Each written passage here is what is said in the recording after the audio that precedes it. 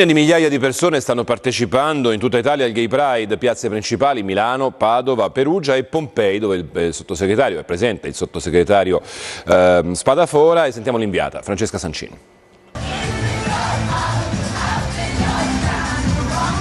Oggi in marcia perché? Perché contro tutte le discriminazioni e per i diritti di tutti. Il Medioevo di oggi. Il Medioevo della discriminazione, perché la società è stata sempre gerarchizzata, ma o ci salviamo tutti o non si salva nessuno. Il salvagente l'ha portato, da cosa bisogna salvarsi?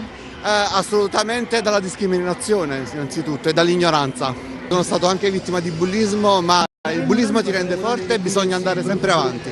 E avanti vanno in tantissimi, ognuno con la propria storia, la marcia a favore dei diritti LGBT qui nel centro di Pompei.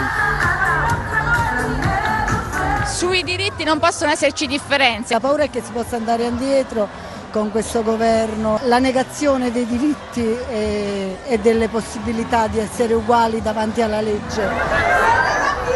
Ma sui diritti il Paese non tornerà indietro, rassicura il sottosegretario alle pari opportunità Spadafora. Non esiste nel contratto di governo nessun progetto per fare passi indietro sui diritti civili.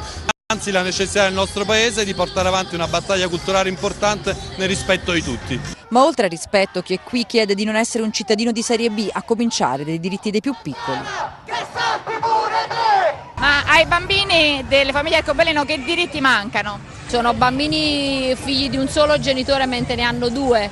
Questo significherebbe che perdere il genitore biologico significherebbe per loro rimanere orfani. Qual è il messaggio più importante da lanciare oggi? Questo, che resistiamo, ma soprattutto esistiamo, e questa è una grande manifestazione di libertà.